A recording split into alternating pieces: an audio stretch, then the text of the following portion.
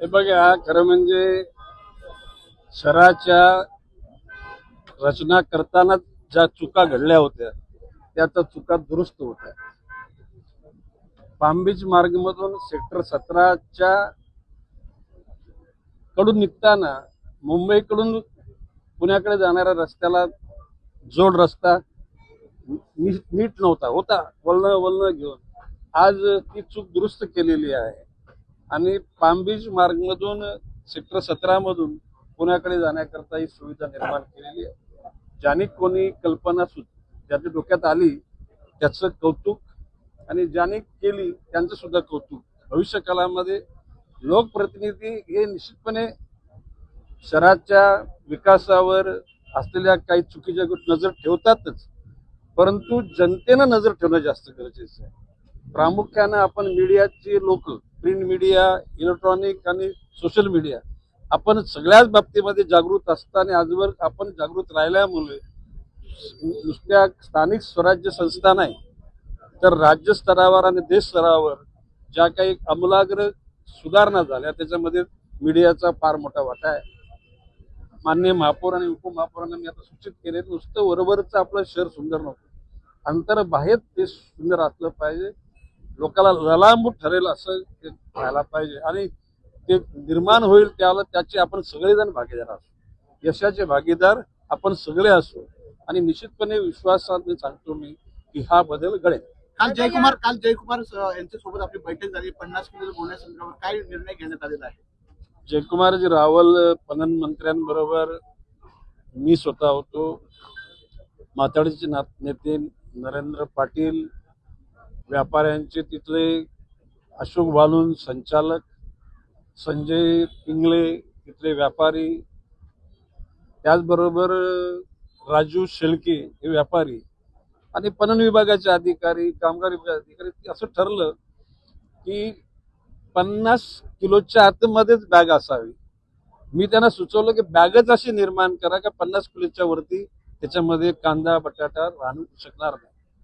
आता त्यांनी अडचणी दाखवल्या. नरेंद्र फडणवीस, आपल्या लोकांचं म्हणणं होतं की नवी मुंबईत व्यापार पेठेला का ते, तर नरेंद्र पाटील बोलले की बाबा सगळीकडे आमच्या माथाड्यांची युनियन नाही आहे म्हणून आम्ही तिथं कायदा लावू शकत नाही, म्हणजे आंदोलन करू शकत नाही. त्याचं म्हणणं ते पण खरं आहे.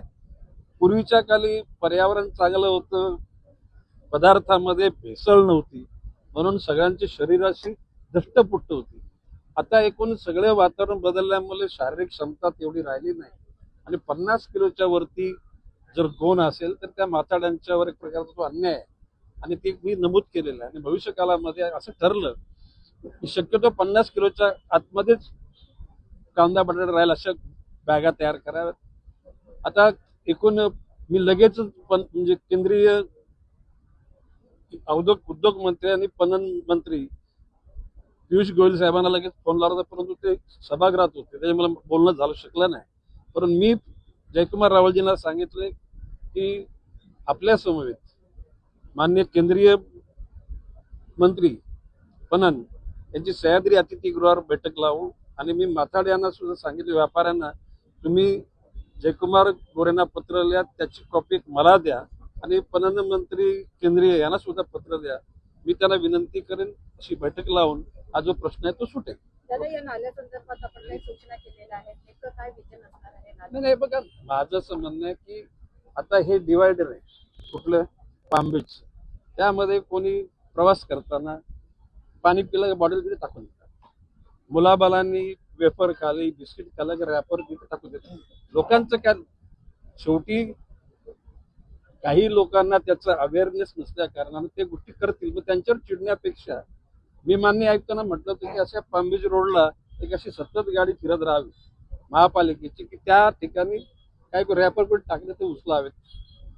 ठाणे बेलापूरला तेच करावं आणि मधली झाडं नुसती फक्त लावापुरती ना, ते संगोपन व्हायला पाहिजे आणि त्याचं इतकं सुंदर त्याचं तेजस्वी झाडं असली पाहिजेत, फुलं असली पाहिजेत आणि किंबहुना माझं म्हणजे सुगंधी फुलं अशी राहतील अशी योजना आपल्याला करायला लागेल. एक दिवशी या शहराचा नागरिक म्हणून, या राज्य सरकारतला मंत्री म्हणून, या शहरातल्या सर्व लोकप्रतिनिधींना घेऊन आणि विविध खात्याच्या प्रमुखांना घेऊन माननीय आयुक्तांच्या समवेत बैठक करून आपलं शहराचं नियोजन म्हणजे बजेट निर्माण करताना निश्चितपणे माझी सल्लामसलत केलेली आहे की ज्याच्यामध्ये मी स्पष्ट म्हटलेले की या बजेटमध्ये प्रत्येक नोटमधला एक सेक्टर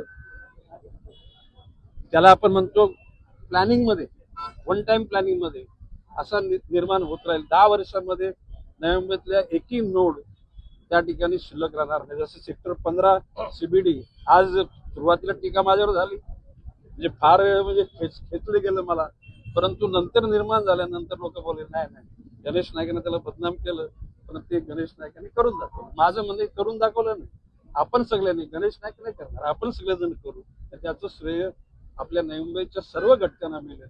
आणि नवी मुंबई एक नंबर नुसती नंबरासाठी नंबर नको, खऱ्या अर्थाने तो नंबर असायला पाहिजे अशी माझी इच्छा आहे. सिटी मोबिलिटी प्लॅन अंतर्गतही आता ब्रिजचं निर्माण होणार आहे, अंडरवे होणार आहे. हे बघा, याच्यामध्ये मोबिलिटी प्लॅन मध्ये विविध ठिकाणी ब्रिजेस बांधले जाणार, त्या ठिकाणी रस्ता रुंद केला जाणार, नाले विजनच्या पूर्वी आपण डिफर पेमेंटनी म्हणायचो, आता काहीतरी शब्द बदललेला आहे, हॅम वगैरे काय शब्द वापरला जातो, पण मी डिफर पेमेंटनीच म्हणजे एखाद्या कॉन्ट्रॅक्टरने पैसे गुंतवावेत, MMRDच्या व्याजापेक्षा कमी व्याजाने त्यांनी व्याज आकारावा आणि त्या ठिकाणी ती निर्मिती करावी. नाले इथं झाले, होल्डिंग पॉइंट झाले, शहरातल्या आता एक नमुना म्हणून रिडेव्हलपमेंटचा मी सादर करतोय.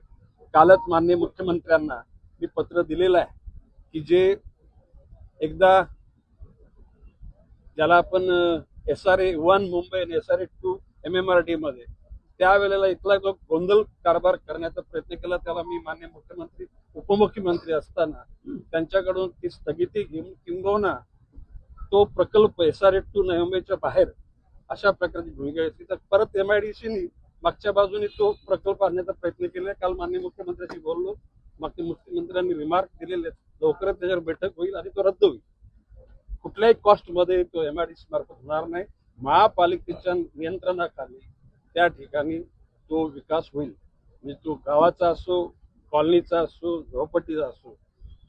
महापालिकेचा आयुक्त सुद्धा अन्य प्राधिकरणाच्या अधिकाऱ्यांच्याच लेवलचा असतो आणि म्हणून माननीय आयुक्तांच्या नेतृत्वाखाली हा पुनर्निर्माण होणार. सर, सभागृहामध्ये शिवसेनेची दुटप्पी भूमिका दिसते. तुम्ही 58-60चा करणं मागणी आहे, पण नगर विकास खातं जे ब्रेक लावण्याचं काम करत आहे याच्याकडे कसं पाहताय? हे बघा, आता बाब अशी आहे, या 58 चे 60 करण्याचा उगम कुठून झाला? आज आपल्या महापालिकेमध्ये 10 उपायुक्त आहेत. नियमाप्रमाणे 5 उपायुक्त हे आपल्या स्थानिक स्वराज्य संस्थेच्या प्रशासनामधून असायला पाहिजे. डेप्युटेशनवर म्हणजे त्यांचा सेवा वर्ग कालखंड तसे ना, आज जवळ 9 उपायुक्त हे शासनाकडून या ठिकाणी डेप्युटेशनवर आलेले आहेत. हे शोभण्यासारखं नाही. मी माझा खेद व्यक्त केलेला आहे. भविष्य काळामध्ये या चुका दुरुस्त केल्या जातील. चुकीच्या पद्धतीनं ज्यांच्या नेमणुका झाल्यात त्या सुद्धा नेमणुका बरोबर टू द पॉइंट करण्याच्यासाठी मला जे प्रयत्न करायचे तेवढे मी करणार आहे. आता मुद्दा आला की बरेचसे अधिकारी रिटायर्ड झाले.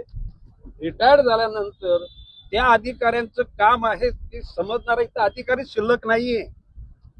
म्हणून माझं म्हणणे माननीय मुख्यमंत्र्यांना पण बोलणार आहे की 58 चे 60 करताना सरसगट ते व्हावे. परंतु नवी मुंबई महानगरपालिकेमध्ये सर्व स्तरावरचे अधिकारी वर्ग सक्षम निर्माण होत नाही तोपर्यंत जुन्या अधिकाऱ्यांना ठेवण्याची भूमिका घ्यावी, अशा प्रकारचं पत्र मी माननीय मुख्यमंत्र्यांना देणार आहे. उद्याला राज्य सरकारचा निर्णय 58 असेल तर आम्ही काय त्याला विरोध करतो, पण 58च्या एकूण त्या वयोमर्यादेची त्याला कट ऑफ डेट पकडल्यानंतर महानगरपालिकेमध्ये काम करायला अधिकारीच राहणार नाही. हा विचार करायला पाहिजे. आणि बाबाशी काल मी महासभेचे सगळे महासभा मी ऐकली राहते, त्यामध्ये बऱ्याच लोकांनी आपली बुद्धिमत्ता, कोणी तिकीट्स म्हणतो, दशक तिकीट म्हणतो, तिकीट्स म्हणतो. आता काय कोणाची बुद्धी काढायची?